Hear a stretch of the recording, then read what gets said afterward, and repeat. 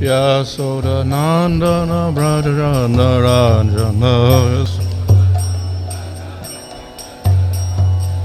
Jamuna Rava Nachari Jamuna Jaya Radha Madhava Kunja Vihari Jaya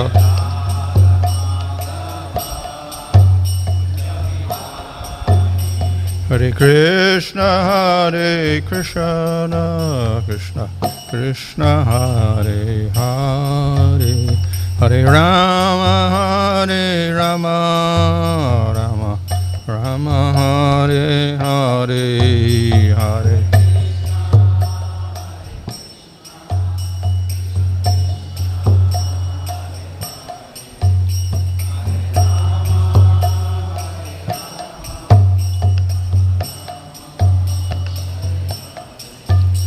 Jaya Prabhupada, Prabhupada, Prabhupada, Jaya Prabhupada, Jaya.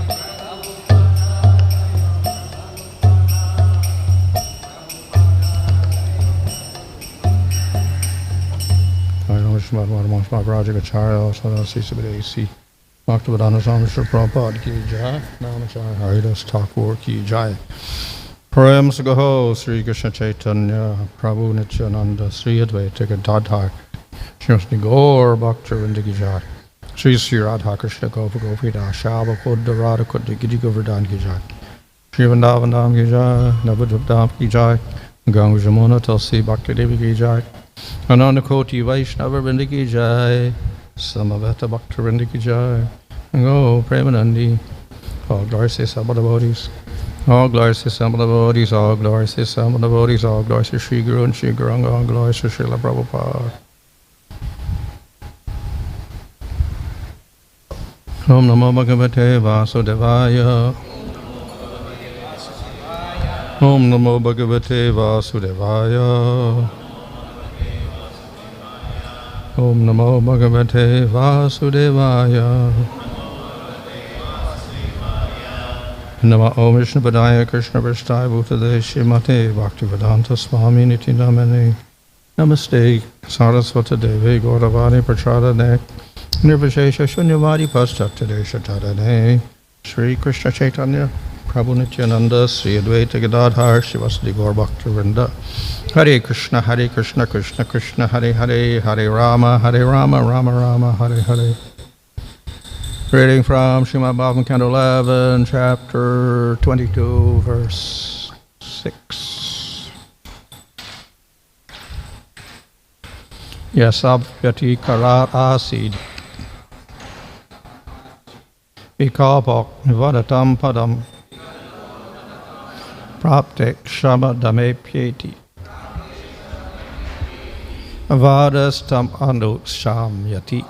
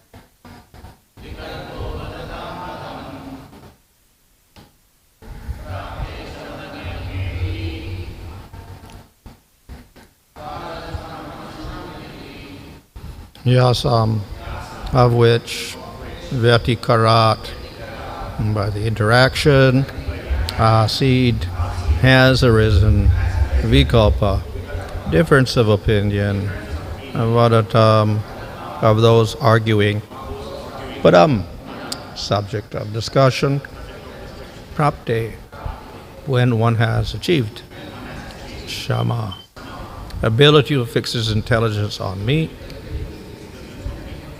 dame, control of his external senses, apyeti, disappears, vādaḥ, argument itself, tam anu, consequently, śāmyati, subsides. Translation: by interaction of my energies, different opinions arise, but for those who have fixed their intelligence on me and control their senses, differences of perception disappear, and consequently the very cause for argument is removed. Purport: conflicting varieties of perception are created by the interaction of the Lord's material energies in the minds of different philosophers who staunchly defend their opinions, stating this may be the cause, or perhaps that may be, or this may not be the case, or perhaps that is not the case. Such logical or rational proposing, doubting, counter-proposing, counteracting, etc., take thousands of different forms and become the basis of argument. Actually, the Supreme Personality of Godhead, Lord Krishna, is the basis of all existence, since everything emanates from the Lord, is maintained by the Lord, and at the end is merged to rest within the Lord. Lord Krishna is paratattva, the highest truth underlying all other dependent truths. In a society of learned persons who have understood the personality and regard it to be everything, there is no further cause of philosophical quarrel. Such unity of opinion is not based on the absence of philosophical inquiry, nor on the siphoning of rational discussion, but is the natural result of spiritual enlightenment. So-called philosophers proudly boast that they are searching and researching for the absolute truth, yet they somehow consider one who has found the absolute truth to be less intelligent than one who has not found it but is searching. Because Lord Krishna is the absolute truth, one who fully surrenders to the Lord becomes the most learned person. Translation: by interaction of my energies, different opinions arise, but for those who have fixed their intelligence on me and controlled their senses, differences of perception disappear, and consequently the very cause for argument is removed. This statement can be taken in several ways. இந்த வாக்கியத்தை பலவிதங்களில் பொருள் கூறலாம். One, of course, is to take the impersonal idea. அருவவாதத்தின் மூலமாக. So if one finally understands that only Brahman exists, then there is no difference. இறுதியில் ஒருவர் அனைத்தும் பிரம்மனே என்று உணர்வாரானால் அவருக்கும் எந்த வேற்றுமையும் தோன்றுவதில்லை. So in other words, all differences are illusion. இந்த பலவிதமான வகைப்பாடுகள் அனைத்தும் மாயத் தோற்றமாகும். So to consider there are many different jivas, that's an illusion. பல ஜீவாத்மாக்கள் இருக்கிறார்கள் என்பது ஒரு மாயை. To consider the jiva to be different from Brahman, that's also an illusion. ஜீவன் பிரம்மனிலிருந்து மாறுபட்டது என்று கூறுவதும் ஒரு மாயையே ஆகும். So in other words, when we realize Brahman, then there are no differences at all because only Brahman exists, and therefore no arguments. இவ்விதமாக பிரம்மனை உணர்ந்தவருக்கு பலவிதமான கண்ணோட்டங்கள் இருப்பதில்லை. அப்பொழுது வாத பிரதிவாதங்கள் நீங்குகின்றன. But as we see from even the translation of the verse and the word for word and the purport also, that is not the way in which the devotees take the meaning of this verse. ஆனால் இந்த ஸ்லோகத்தின் பொருளை பார்ப்போமானால், வார்த்தைக்கு வார்த்தை பதத்துக்கு பதம் உள்ள பொருளையும் கொண்டு பார்ப்போமானால், பக்தர்கள் இதை வேறு கண்ணோட்டத்தில் அணுகுகிறார்கள் என்று காண்கிறோம். So a part of the meaning here, to get this, the meaning, the Vaishnava meaning, we take the word shama.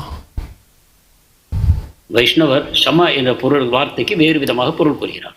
So of course shama could mean peace and oneness in one sense. ஷமா என்றால் ஒருமை, அமைதி என்று ஒரு விதத்தில் கூறலாம். But in the 11th canto of Bhagavatam, Krishna defines sama is the ability to fix your intelligence on the Supreme Lord. ஆனால் பாகவதம் 16வது ஸ்கந்தத்தில் பகவான் ஷமா என்பது பகவான் மேல் தன்னுடைய மனத்தை நிலைநிறுத்தக்கூடிய சக்தியை பகவான் குறிப்பிடுகிறார். So when this particular word comes up in different verses throughout the Bhagavatam, then usually our acharyas will say this is what sama means. It means concentration on the Lord, not on Brahman. எனவே இந்த பதம் பாகவதத்தில் பல இடங்களில் வரும்போது நமது ஆச்சாரியர்கள் கூறுவார்கள் இது அனைத்தும் பகவான் மேல் மனத்தை நிலைநிறுத்துவதையே குறிக்கும், வேறு எந்த பொருளும் இல்லை என்று. And thus we can give this verse a more personal meaning. அப்பொழுது இந்த ஸ்லோகத்திற்கு ஒரு உருவ அடிப்படையில் பொருள் கூற முடியும். But still there can be some idea of oneness as a result of realizing the Supreme Lord. பரமபுருஷ பகவானை உணர்வதன் மூலமாகவும் ஒரு ஒருமைப்பாடு தத்துவம் தோன்றுகிறது. Now there's a oneness in several ways. இந்த ஒருமைப்பாடு பல விதங்களில் காண முடியும். As I mentioned previously, the statement that only Brahman exists is true because everything is in the Lord. முதலில் பிரம்மன் மட்டுமே இருக்கிறது, வேறு ஒன்றும் இல்லை என்று நான் கூறியதும் உண்மைதான். ஏனென்றால் அனைத்தும் பகவானுக்குள்ளேயே அமைந்திருக்கிறது. Everything comes from the Lord. அனைத்தும் பகவானிடமிருந்தே தோன்றுகின்றன. Everything disappears in the Lord. அனைத்தும் பகவானுக்குள் லயமாகின்றன, மறைகின்றன. So we have the common description, Mahavishnu breathes out and all the universes come out of his body and all the jivas come out through his glands and enter into the universes. So everything is emanating, whole material world is emanating from the Lord. நாம் இந்த விளக்கத்தை ஏற்கனவே கேட்டிருக்கிறோம். மகாவிஷ்ணுவின் ரோமக்கால்களிலிருந்து பிரபஞ்சங்கள் தோன்றுகின்றன, அவருடைய கண் பார்வையிலிருந்து ஜீவாத்மாக்கள் வருகிறார்கள், விதமாக பிரபஞ்சங்கள் தோன்றி செயல்படுகின்றன என்று நாம் கேட்டிருக்கிறோம். And then at destruction, everything goes back inside the Lord. பிரளயத்தின் போது அனைத்தும் பகவானுக்குள் லயமாகின்றன. And in the meantime, when everything is in the creation, then the Lord enters into everything as well. இதற்கு இடையில் பகவான் அது நிலைநிறுத்தப்படும் பொழுது பகவான் அனைத்துக்குள்ளும் நுழையவும் செய்கிறார். So therefore, in that sense, matter is one with the Supreme Lord. இவ்விதமாக ஜடப்பொருளானது பகவானோடு ஒன்றானது என்று கூற முடியும். And then, of course, we can say that all these forms from Mahavishnu, Garbhodaksha, Kshirodaksha, Vishnu, they are all emanations from Krishna. மேலும் கர்ப்போதக்ஷாய் விஷ்ணு, க்ஷீரோதக்ஷாய் விஷ்ணு, மகாவிஷ்ணு அனைவரும் கிருஷ்ணரிடமிருந்தே தோன்றுகிறார்கள் என்று நாம் கூறலாம். So therefore, ultimately, everything is one with Krishna. அப்பொழுது இறுதியில் அனைத்தும் கிருஷ்ணரோடு ஒன்றாகிறது. So another way of understanding this is that in the material world, when we have our ahankara and material intelligence and mind working, and our material senses working, then we see in terms of difference. இதை இன்னொரு விதத்தில் பொருள் கூற வேண்டும் என்றால் நமக்கு பௌதிகமான ஜட அகங்காரம் இருக்கிறது, நமக்கு புத்தி, மனம், புலன்கள் இருக்கின்றன. இவற்றின் வாயிலாக நாம் செயல்படும் பொழுது வேற்றுமைகளை காண்கிறோம். So the definition of buddhi or intelligence is to distinguish one thing from another. புத்தியின் விளக்கமாவது ஒன்றை மற்றொன்றிலிருந்து மாறுபடுத்தி காண்பதாகும். So we make differences with the intelligence. அப்பொழுது நம் புத்தியை கொண்டு நாம் வேற்றுமைகளை உண்டாக்குகிறோம். And the more we use our intelligence, the more we make differences. புத்தியை அதிகமாக பயன்படுத்தும் பொழுது வேற்றுமைகளை மேலும் மேலும் காண்கிறோம். So we distinguish individual objects and we define them as different from the next object, the next object, the next object. தனிப்பட்ட பொருட்களை அடையாளம் கண்டு அவற்றை இதர பொருட்களிலிருந்து மாறுபடுத்தி உணர்கிறோம். This is what science does. It makes definitions of everything it sees. And it defines it by being different from everything else. இதையே விஞ்ஞானம் செய்கிறது. தான் பார்க்கக்கூடிய பொருட்கள் அனைத்தும் ஆராய்ச்சி செய்கிறது, அதை ஒன்றிலிருந்து மற்றொன்று வேறுபடுத்தி காண்கிறது.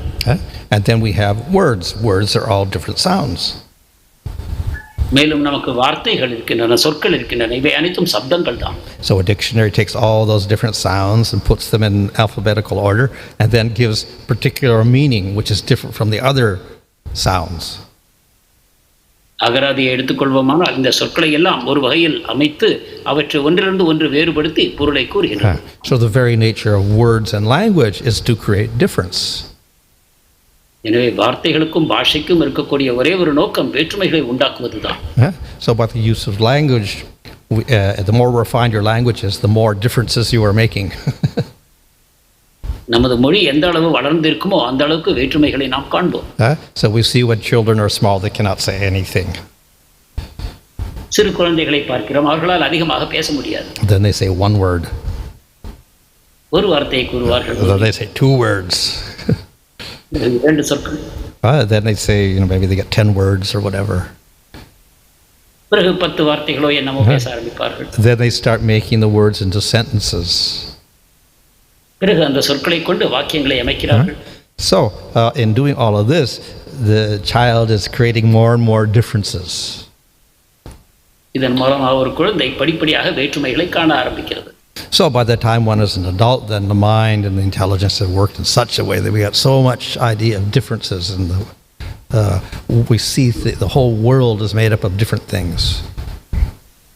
ஒருவர் முதிர்ச்சி அடையும் பொழுது பலவிதமான வார்த்தைகள் பலவிதமான வாக்கியங்களின் மூலமாக வேற்றுமைகளை காணக்கூடிய திறமை உண்டாகிறது. அப்பொழுது பலவித வேற்றுமைகளை நாம் காண ஆரம்பிக்கிறோம்.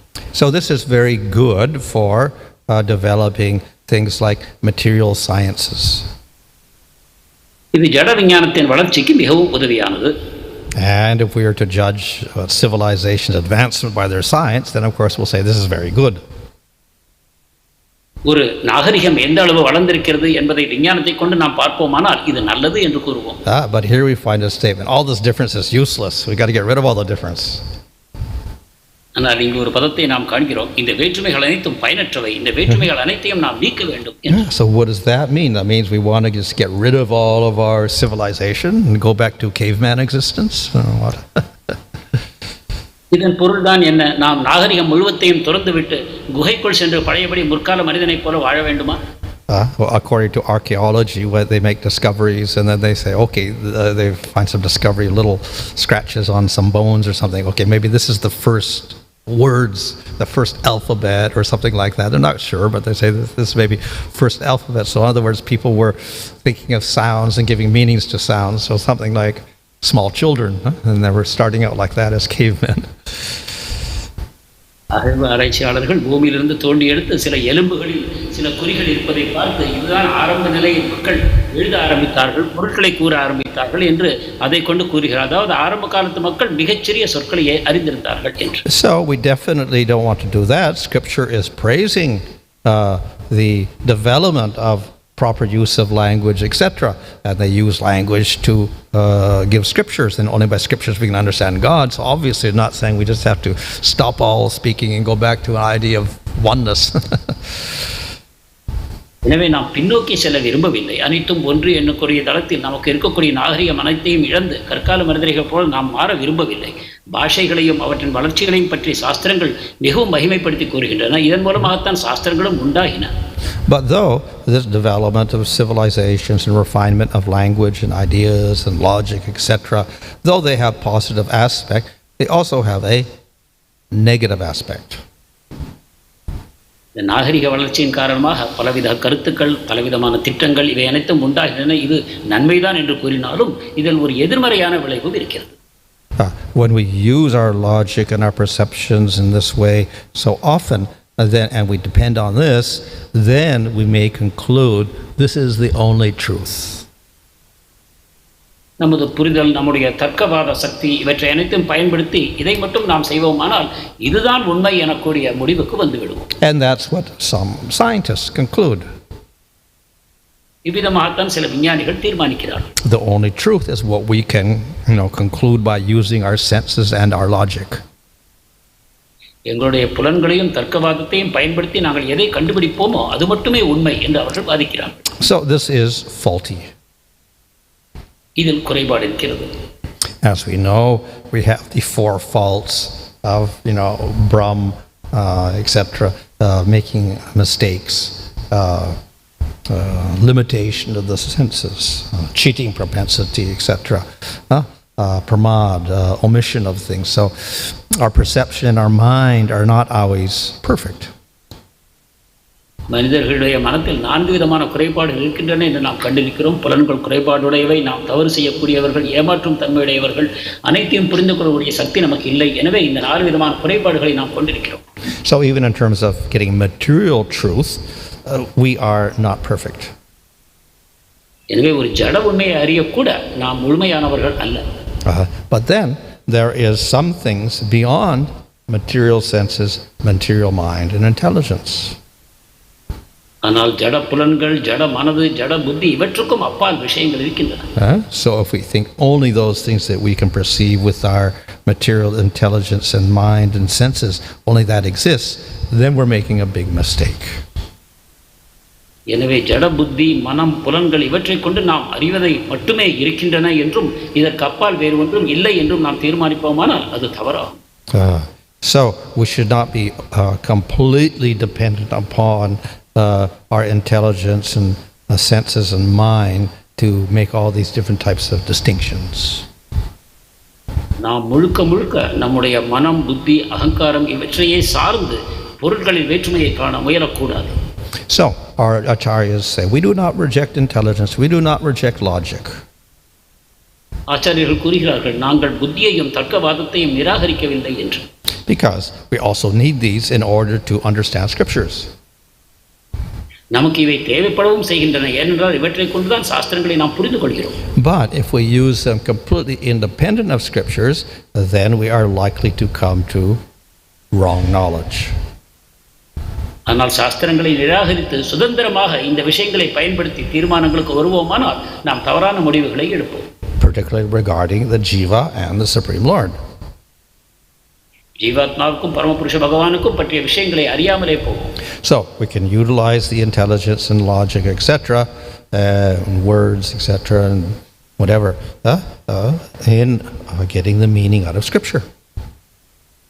எனவே நமது மனம், புத்தி, மொழி இவற்றை கொண்டு சாஸ்திரங்களில் உள்ள பொருளை அறிந்து கொள்ள நாம் பயன்படுத்த வேண்டும். So if we use our intelligence and logic to get the correct meaning of Scripture, that's the proper use of our senses, mind, and intelligence. நமது புத்தி, தர்க்கவாதம் இவற்றை கொண்டு சாஸ்திரங்களில் உள்ள சரியான பொருளை அறிந்து கொள்ள முயற்சி செய்வோமானால் அதுவே அவற்றின் சரியான பயனாகும். So by using our intelligence in that way, then we understand and accept that some things are beyond the senses and the mind and intelligence. புத்தியை இவ்விதமாக நாம் சரியாக பயன்படுத்துவோமானால் நமது மனம், புத்தி இவற்றுக்கு அப்பால், புலன்கள் இவற்றுக்கு அப்பால் வேறு ஏதோ இருக்கிறது என்பதை உணர்வோம். So we utilize our intelligence to come to that conclusion, but we don't condemn the intelligence for doing that. It is a useful use of the intelligence. எனவே புத்தியை கொண்டு அந்த விதமான தீர்மானத்துக்கு வருவோமானால் அது அதன் சரியான பயனாகும். அதை நாம் குறை கூறவில்லை. So that intelligence which is in line with the scriptures, then that is acceptable intelligence. சாஸ்திரங்களை சார்ந்து செயல்படக்கூடிய புத்தி சரியான புத்தியாகும். அது ஏற்கப்படும். So in this way, we don't reject completely the use of our intelligence in making distinctions, but we have to use it in the proper way. எனவே புத்தியை பயன்படுத்தி வேற்றுமைகளை காண்பது முழுமையாக நிராகரிக்கப்படவில்லை, ஆனால் அது சரியான விதத்தில் செய்யப்பட வேண்டும். So the scriptures also, as I say, they tell us that certain things are beyond your senses and your mind. சாஸ்திரங்கள் கூறுகின்றன நமது புலனுக்கும் மனத்துக்கும் அப்பாற்பட்ட விஷயங்கள் இருக்கின்றன என்று. So it's useless to use our mind and senses to try to know them or discuss them. எனவே நமது மனத்தையும் புலன்களையும் கொண்டு இந்த விஷயங்களை பற்றி புரிந்து கொள்ளவும் சர்ச்சை செய்யவும் முயலுவது வீணானது. So therefore we will simply accept those statements of scripture which we cannot prove by senses or mind. எனவே மனத்தையும் புத்தியையும் கொண்டு நிரூபிக்க முடியாத விஷயங்கள் எவற்றை சாஸ்திரங்கள் கூறுகின்றனவோ அவற்றை உள்ளபடியே ஏற்றுக்கொள்ள வேண்டும். So why should we accept that? ஏன் அவ்வாறு ஏற்க வேண்டும்? Just as you may read something in the newspaper or a magazine or see something on television, maybe it's true, maybe it's not true, so you may not want to accept it. செய்தித்தாளிலோ தொலைக்காட்சியிலோ வேறு புத்தகங்களிலோ காணக்கூடிய விஷயங்கள் அனைத்தையும் நீங்கள் ஏற்றுக்கொள்ளாமல் இருக்கலாம், அவை மெய்யில்லாமல் இருக்கக்கூடும். So we can say the same thing about scriptures. சாஸ்திரங்களின் விஷயத்திலும் இதே குறையை நாம் கூற முடியும். And certainly that's what some people do. அதைத்தான் சிலர் செய்யவும் செய்கிறார்கள். So we have so many different descriptions in the scripture, then people say, oh, that's scripture, that's like imaginary, so we don't accept it. எனவே சிலர் கூறுவார்கள், ஓ இந்த சாஸ்திரங்கள் எல்லாம் கற்பனையானவை, நாங்கள் அவற்றை ஏற்க மாட்டோம் என்று. But other people will accept the scripture. ஆனால் வேறு மக்களோ சாஸ்திரங்களை ஏற்பார்கள். So why would they accept the scripture even if they can't prove it? நிரூபிக்க முடியவில்லை என்றால் ஏன் அவர்கள் சாஸ்திரங்களை ஏற்கிறார்கள்? And the answer is ultimately faith. இதற்கான விடை நம்பிக்கை, விசுவாசம். So if you have faith in the Bhagavatam, then you will accept what the Bhagavatam says. பாகவதத்தில் நம்பிக்கை இருக்குமானால் அது கூறுவதை நீங்கள் ஏற்பீர்கள். And if you don't have faith, you won't accept it. அதில் நம்பிக்கை இல்லாவிட்டால் மறுப்பீர்கள். So therefore, ultimately, it's a matter of faith, what we accept as authoritative or scripture, sabda. எனவே இவை அனைத்துக்கும் அடிப்படையாக இருப்பது விசுவாசம் தான். அதை கொண்டுதான் நாம் சாஸ்திரங்களை, சப்தத்தை ஏற்கிறோம். Everyone is free to choose what their authority is. அவரவர் அங்கீகரிக்கப்பட்ட சாஸ்திரங்களை தேர்ந்தெடுக்க முடியும். But at the same time, if you're intelligent, then you could understand what is more authoritative and what is less authoritative. ஆனால் நாம் புத்திசாலியாக இருப்போமானால் எவை அதிகமான அதிகாரப்பூர்வமான சாஸ்திரங்கள், எவை குறைந்த அதிகாரத்தை பெற்றவை என்பதை புரிந்து கொள்வோம். So therefore, a very intelligent person can, by using his intelligence, then he can find out what are the highest scriptures. எனவே மிக புத்திசாலியானவர் தனது புத்தியை பயன்படுத்தி எவை உயர்ந்த சாஸ்திரங்கள் என்பதை புரிந்து கொள்கிறார். And in this way, our acharyas have concluded Srimad Bhagavatam is the highest scripture. இவ்விதமாக நமது ஆச்சாரியர்கள் பாகவதமே மிக உயர்ந்த சாஸ்திரம் என்னும் முடிவுக்கு வந்திருக்கிறார்கள். And so because we have faith in the acharyas, then we accept that in the Bhagavatam. நமக்கு ஆச்சாரியர்களிடம் நம்பிக்கை இருப்பதன் காரணமாக நாமும் பாகவதத்தை ஏற்கிறோம்.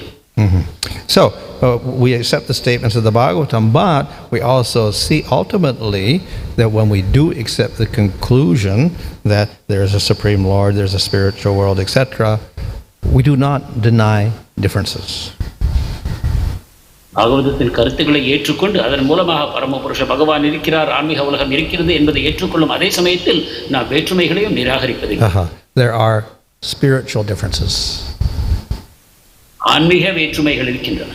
So the Lord has a form. எனவே பகவானுக்கு வடிவம் இருக்கிறது. A particular shape with hands and feet and head, etc. குறிப்பிட்ட வடிவம், கைகள், கால்கள், தலை என்று இருக்கிறது. So that is difference. இது வேற்றுமையாகும். And not only the Lord exists, there's countless devotees existing, different from the Lord. A difference again. மேலும் பகவான் மட்டுமல்ல, எண்ணற்ற ஜீவாத்மாக்கள் பகவானிலிருந்து விலகியவர்களாக, பக்தர்களாக இருக்கிறார்கள். எனவே மேலும் வேற்றுமைகளை நாம் காண்கிறோம். And not only devotees exist, then we have animals and trees and houses and so many other things. It's like in this world, so many differences. மேலும் பக்தர்கள் மட்டுமல்ல, விலங்குகள், மரம், செடி கொடிகள், கிராமங்கள், வீடுகள் என்று பலவிதமான வேற்றுமைகளை ஜட உலகத்தில் காண்பதைப் போலவே அங்கும் காண்கிறோம். So there are differences in the spiritual world. எனவே ஆன்மீக உலகத்தில் வேறுபாடுகள் இருக்கின்றன. But that is different from the differences in the material world. ஆனால் அந்த வேறுபாடுகள் ஜட உலகத்தில் உள்ள வேறுபாடுகளிலிருந்து மாறுபட்டவை ஆகும். Everything, the differences in the material world create all sorts of limitations, etc. ஜட உலகத்தில் உள்ள வேற்றுமைகள் பலவிதமான வரையறைகளை உண்டாக்குகின்றன. And the more differences we see, then the more difficult it is to get into spiritual life. அதிகமான வேறுபாடுகளை நாம் காணும்போது ஆன்மீக வாழ்க்கையில் நுழைவதும் நமக்கு கடினமாகிறது. But in the spiritual world, the differences give rise to more spiritual bliss. ஆனால் ஆன்மீக உலகத்தில் உள்ள வேறுபாடுகள் மேலும் மேலும் ஆன்மீகமான பரவசத்தை உண்டாக்குகின்றன. And therefore, we see Radha as different from Krishna, even though they're one, they're different. And because of that difference, then they get their bliss. இவர் ராதையும் கிருஷ்ணரும் ஒருவரே ஆனாலும் கூட நாம் ராதையும் கிருஷ்ணரையும் வேறுபட்டவர்களாக காண்கிறோம். இதன் மூலமாக பெரும் ஆனந்த பரவசத்தை அனுபவிக்கிறோம். And it's due to that difference that we get separation and union of Radha and Krishna. இந்த வேற்றுமைகளை காண்பதன் காரணமாக ராதா கிருஷ்ணர் சேர்வது, பிரிவது என்ற இரண்டு விஷயங்களை நாம் அனுபவிக்கிறோம். So that difference in the spiritual world is useful for creating variety and rasa and bliss. எனவே ஆன்மீக உலகின் வேற்றுமைகள் பலவிதமான வகைப்பாடுகளை உண்டாக்குகின்றன, ரசங்களை உண்டாக்குகின்றன, அதன் மூலமாக பரவசத்தை தருகின்றன. So it is essential to the spiritual world. எனவே இந்த வேற்றுமைகள் ஆன்மீக உலகத்துக்கு மிகவும் அவசியம். Hare Krishna.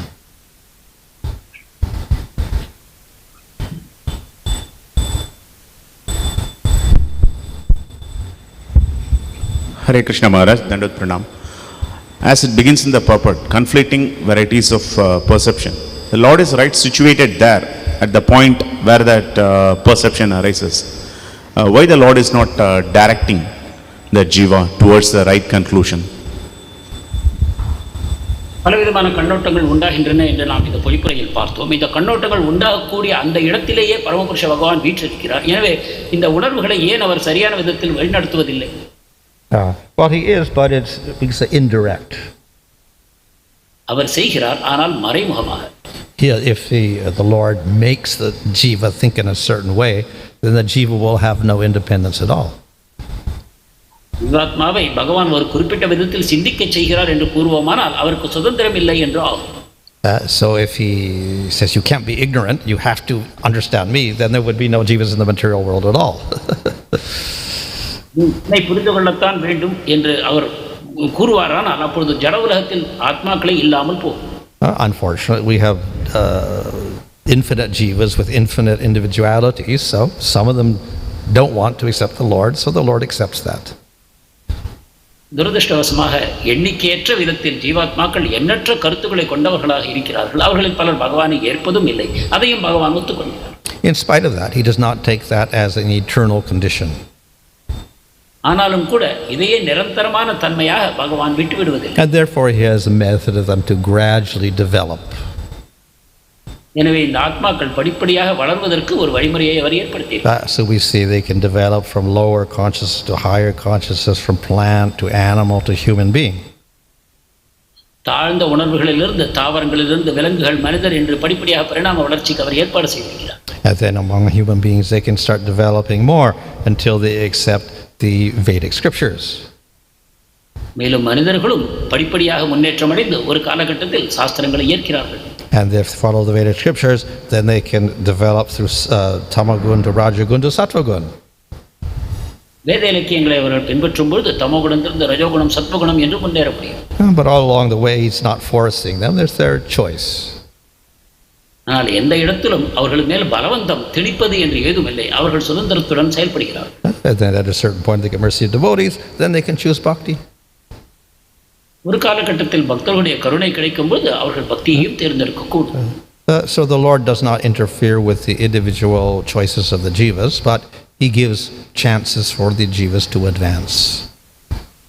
எனவே பகவான் தனிப்பட்ட ஜீவாத்மாவின் தேர்வுகளில் குறுக்கிடுவதில்லை, அதே சமயத்தில் அவர் முன்னேறுவதற்கான வாய்ப்புகளையும் நல்குகிறார்.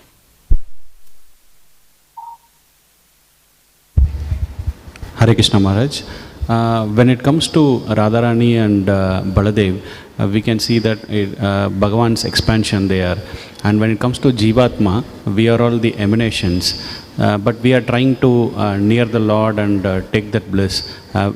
So is there any difference between the emanated energy and the expansion themselves? Because Bhagavan is establishing relationship with both the entities, like his expansions and as well with the emanated entities. Kindly explain the difference between the emanated entity relationship and the expansion entities. Thank you, Maharaj. ராதாராணியும் பலதேவரும் கிருஷ்ணருடைய விரிவங்கங்கள் என்று கூறப்பட்டது. அதை தவிர ஜீவாத்மாக்கள் அவரிடமிருந்து பிரிந்து தோன்றிய அம்சங்களாகவும் கூறப்படுகிறார்கள். இவர்கள் அனைவருடனும் பகவான் சில வித உறவுகளை கொண்டிருக்கிறார். எனவே இவற்றுக்குள்ள வேற்றுமையை விளக்க வேண்டும். Well, they have great similarity. இவற்றில் பல ஒற்றுமைகள் இருக்கின்றன. Since they can all have eternal forms and experience rasa. அனைவருக்கும் சாஸ்வதமான வடிவம் இருக்கிறது, ரசத்தை அனுபவிக்கக்கூடிய சக்தி இருக்கிறது. But then there's also some big difference. அதே சமயம் மிகப்பெரிய வேற்றுமையும் இருக்கிறது. One, of course, is Lord has his expansions like Baladev or others who are the Lord himself, so they're non-different from him. அதில் ஒன்று பலதேவர் போன்ற பலவிதமான விரிவங்கங்களை அவர் கொண்டிருக்கிறார். அவர்கள் பகவானிடமிருந்து மாறுபடாதவர்கள். And then we have expansions of his Shakti like Radharani. அடுத்ததாக அவருடைய சக்திகளின் விரிவங்கங்கள் இருக்கிறார்கள், ராதாராணியை போல. And the Shakti is dependent upon Supreme Lord, Shaktiman. அந்த சக்தியானது சக்திமானாகிய பரமபுருஷ பகவானை சார்ந்திருக்கிறது. So there is some more difference there. எனவே இங்கு சிறிது வேற்றுமையை நாம் காண்கிறோம். Then we have the Jiva. The Jiva is quite different. He's not the Supreme Lord, nor is he directly the internal Shakti. He's Jiva, quite different. அடுத்ததாக ஜீவாத்மாவை காண்கிறோம். இது மிகவும் வித்தியாசமான தளத்தில் அமைகிறது. அது பகவானுடைய விரிவங்கமும் அல்ல, பகவானுடைய நேரடியாக அந்தரங்க சக்தியும் அல்ல. இவற்றிலிருந்து அவர் மாறுபட்ட தன்மையை கொண்டிருக்கிறார். So that jiva is defined as a small particle and they're infinite in number. எனவே ஜீவன் மிகச் சிறியது என்றும் எண்ணிக்கையில் அடங்காதது என்றும் கூறுகிறோம். And they have a possibility of getting affected by ignorance. அவர்கள் அறியாமையால் மூடப்படுவதற்கு வாய்ப்பு அதிகம். That does not exist for the forms of the Lord's expansions or for his Shakti. They never fall in ignorance. பகவானுடைய விரிவங்கங்களுக்கும் பகவானுடைய சக்திகளுக்கும் இந்த தன்மை இல்லை. But we have some jivas never in ignorance. These are called the nityasiddha jivas. ஆனாலும் சில ஜீவாத்மாக்களும் இருக்கிறார்கள், அவர்களும் அறியாமைக்குள் எப்பொழுதும் விழுவதில்லை. அவர்களை நித்திய சித்த ஜீவர்கள் என்று கூறுகிறோம். So though they are jivas, they're very, very similar, let's say, to the Shaktis of the Lord. எனவே அவர்கள் ஜீவர்கள் என்று கொண்டாலும் கூட அவர்கள் பகவானுடைய அந்த அந்தரங்க சக்திகளை மிகவும் நெருக்கமாக ஒற்றுமை கொண்டிருக்கிறார்கள். So we can say that's the great mercy of the Lord, that even though they're in a completely different position, they take on, roles which are very, very similar to the Shakti, Radharani herself. எனவே இதை பகவானுடைய பெரும் கருணை என்று கூறலாம். ஏனென்றால் பகவானிடமிருந்து மிகவும் மாறுபட்ட தன்மையில் இருந்தாலும் கூட பகவானுடைய அந்த அந்தரங்க சக்தியை மிகவும் ஒத்த தன்மையில் பகவானுக்கு நெருங்கிய சேவைகளை செய்யக்கூடிய வாய்ப்புகளை பகவான் தந்திருக்கிறார். Maharaj, when he speaks about the pralaya refers only to earth planet or other planet as well? பிரளயம் என்பது இந்த பூமிக்கு மட்டுமா அல்ல இதர பூமிகளுக்கும் இதர கிரகங்களுக்கும் பொருந்தக்கூடியதா? Well, after every day of Brahma, there is a destruction of our, not exactly a destruction, but the earth, the bhumandala gets destroyed and covered up by water, etc. And then there's a big sleep for night of Brahma. So it's a partial destruction. பிரம்மாவின் ஒரு தினத்தின் முடிவில் இந்த பூமண்டலம் என்பது நீரால் சூழப்படுகிறது. அனைத்தும் அழிந்து போகக்கூடிய நிலையில் பிரம்மா உறக்க நிலையை எய்துகிறார். இது ஒரு வகையான பகுதி பிரளயம் என்று கூறுகிறோம். So the complete destruction of the universe and all universes takes place at the Mahapralaya, when everything merges into Mahavishnu. பிரளயமும் இந்த பிரபஞ்சமும் மற்ற அனைத்து பிரபஞ்சங்களும் மகா பிரளயத்தின் பொழுது அழிந்து போகின்றன. அவை மகாவிஷ்ணுவுக்குள் ஒடுங்குகின்றன. And that takes place after 100 years of Brahma. இது பிரம்மாவின் 100 ஆண்டு கால இறுதியில் உண்டாகிறது. Another question, is the Kali Yuga influences other planets as well? No, it's only on Earth, only in Bharatvarsha. கலியுகம் இதர கிரகங்களையும் தாக்குகிறதா என்ற கேள்விக்கு மகாராஜருடைய பதில் இல்லை. நமது இந்த பாரத வருஷத்திற்கு மட்டுமே அது முக்கியமாக பொருந்தக்கூடியது. Hare Krishna Maharaj. Maharaj, how to make the common people have faith in the scriptures?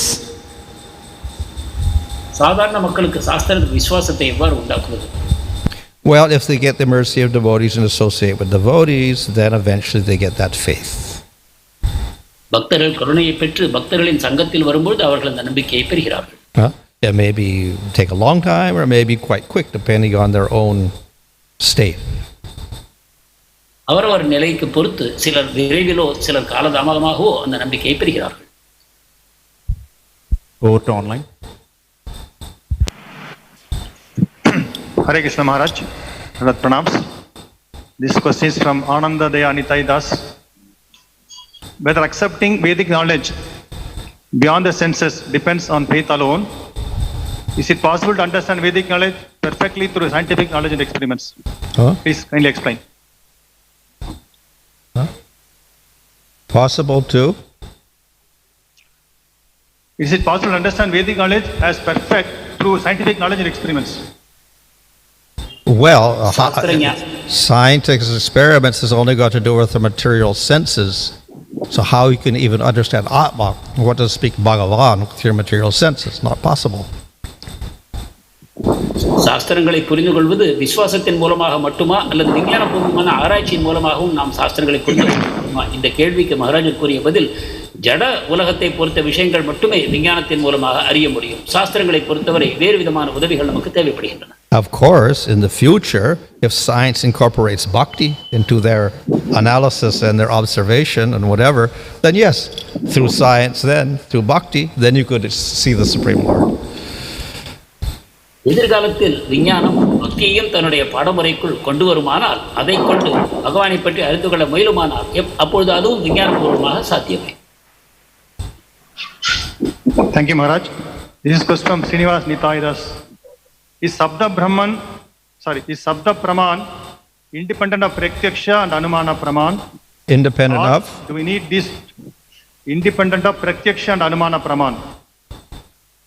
Oh. Or do we need these two later Pramanas also? சப்த பிரமாணம் சுதந்திரமானதா அல்லது பிரத்யக்ஷ பிரமாணம் அனுமான பிரமாணம் இவற்றின் துணையும் அதற்கு தேவைப்படுகிறது? Well, as I explained, yes, it is independent. It's not produced by your material senses or by your logic. நான் கூறியதை போல சப்த பிரமாணம் சுதந்திரமானதுதான். அது நமது தர்க்க வாதத்தின் மூலமாகவோ நம் ஜட புலன்களை கொண்டோ உண்டாக்கப்படவில்லை. But we use intelligence and eye, etc., to perceive, prataksha, etc., in studying scripture. அதே சமயம் நமது புத்தி புலன்கள் இவற்றை பயன்படுத்தித்தான் நாம் சாஸ்திரங்களை கற்கிறோம். So we can utilize our prataksha and anuman to get the meaning of scripture. எனவே பிரத்யக்ஷம் அனுமானம் இவற்றை பயன்படுத்தி அந்த சப்தம் சாஸ்திரத்தின் பொருளை நாம் புரிந்து கொள்ள முயற்சி செய்யலாம். But to get the proper meaning, then we do have to follow the proper process also.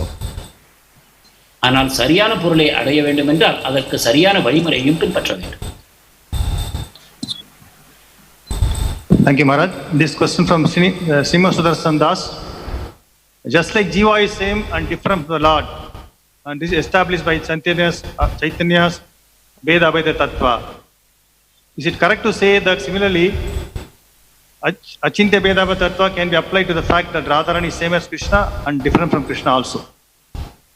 ஜீவர்களை அச்சிந்திய பேதாபேத தத்துவத்தின் மூலமாக பகவானிடமிருந்து நாம் வேறுபடுத்துகிறோம். அதே விதமாக ராதாராணியையும் புரிந்து கொள்ள முடியுமா? Well, we can apply that principle everywhere. Krishna and his form and his qualities and his activities. Krishna's flute is different from Krishna, but it's also Krishna, or his color is blue, but it's also Krishna, or whatever. So we can apply that to everything, oneness and difference everywhere. இந்த அச்சித்திய பேதாபேத கோட்பாட்டை எல்லா இடத்திலுமே பயன்படுத்த முடியும். எவ்வாறு கிருஷ்ணர் நாம ரூப குணம் லீலை, அவருடைய புல்லாங்குழல், அவருடைய கருநிறம், இவை அனைத்தும் கூட மாறுபட்ட தன்மையில் தோன்றினாலும் அவை அனைத்தும் கிருஷ்ணரே என்று நாம் கூற முடியும். We usually use it, however, to say that the Shakti and the Shaktiman are non-different and different. ஆனால் இதை முக்கியமாக நாம் எங்கு பயன்படுத்துகிறோம் என்றால் சக்தியும் சக்திமானும் ஒன்றே, அதே சமயத்தில் வேறானவர்கள் என்று நாம் கூறுகிறோம். And thus matter, the Bahiranga Shakti and the Jiva, the Tatastha Shakti, are non-different from the Lord and also different. ஜடசக்தி, ஜீவசக்தி, பகவானுடைய அந்தரங்க சக்தி, இவை அனைத்தும் கூட பகவானுடன் ஒன்றாகவே இருக்கின்றன, அதே சமயத்தில் வேறுபட்ட தன்மையிலும் விளங்குகின்றன. But we can apply the same thing to the internal Shakti. The Sarup Shakti of the Lord is different and non-different also. இதே கோட்பாட்டை கொண்டு பகவானுடைய அந்தரங்க சக்தியும் நாம் புரிந்து கொள்ளலாம். பகவானுடைய ஸ்வரூப சக்தி பகவானிடமிருந்து ஒன்றாகவே இருக்கிறது, வேறாகவும் இருக்கிறது என்று கூற முடியும். Thank you, Maharaj. This is from Thirumal Rao Prabhu. When variegatedness is essence of Lord's creation, why so much of monotony is insisted in the service of the Lord when one takes up to bhakti? Why so much? இந்த வகைப்பாடுகள், when variegatedness is essence of Lord's creation, why so much of monotony is insisted in the service of the Lord when one takes up bhakti? இந்த பலவிதமான வகைப்பாடுகளை பகவான் உண்டாக்கி இருக்கிறார் என்று கூறும்பொழுது ஏன் பக்தி மட்டும் ஒரே தரமாக செய்ய வேண்டும் என்று நம்மை வற்புறுத்துகிறார்கள்? Well, I think if we say it is monotonous to do sadhana, then that's a material perception. பக்தி சாதனை ஒரு விதத்தில் நமக்கு சோர்வை உண்டாக்குகிறது என்று கூறுவோமானால் அதை நாம் பௌதிக கண்ணோட்டத்தில் பார்க்கிறோம் என்ற காரணமே. So you may worship the Lord or offer flowers to the Lord, and you do it every day, so you say, well, this is all the same, and it's not much different. பகவானை தினந்தோறும் ஒரே விதமாக மலர்களை அர்ப்பணித்து வழிபாடுகளை செய்யும் பொழுது இது எல்லாம் ஒரே போல இருக்கிறது என்று நமக்கு தோன்றுகிறது. But then one who is spiritually advanced, he does that, and then he gets a personal interaction with the Lord, and he develops bliss. ஆனால் ஆன்மீக முன்னேற்றம் அடைந்தவர் இந்த செயல்களை செய்யும் பொழுது பகவானுடன் தன்னுடைய தொடர்பை உணர்ந்து கொள்கிறார், அதன் மூலமாக பரவசம் அடைகிறார். So in other words, there's great variety, but it depends on your own spiritual perception. எனவே இதில் ஏராளமான வகைப்பாடுகள் அமைந்திருக்கின்றன. ஆனால் உங்களுடைய ஆன்மீக முன்னேற்றத்தை பொறுத்து நீங்கள் அதை உணர்கிறீர்கள். Okay, thank you Maharaj. The last question from Medhavini Sakhi Mataji. This is about reading of Bhagavatam, different cantos. So Mata is asking, Srila Prabhupada has said that entire Bhakti Tattva means Sambandha Abhidaya Prema is contained in Canto 1 of Srimad Bhagavatam. So she's asking, do we need to read Canto 2, which is basically explaining cosmic manifestation, and then Canto 5, which is describing Jambudvipa, etc. Can we skip such sections or just flip through these sections instead of reading in depth? And use this time for reading Canto 1 again. Please explain. Canto what? Huh? Canto what? I'll repeat that, Maharaj. Canto 1. Srila Prabhupada said, Okay. the entire Bhakti Tattva that is required to be known by the devotee is contained in. Yeah. Okay. Everything is actually in Bhagavad Gita also. Everything is also in Hare Krishna. So we could say, okay, just chant Hare Krishna. That's what Lord Chaitanya says, Hare Nama Eva Kevalam.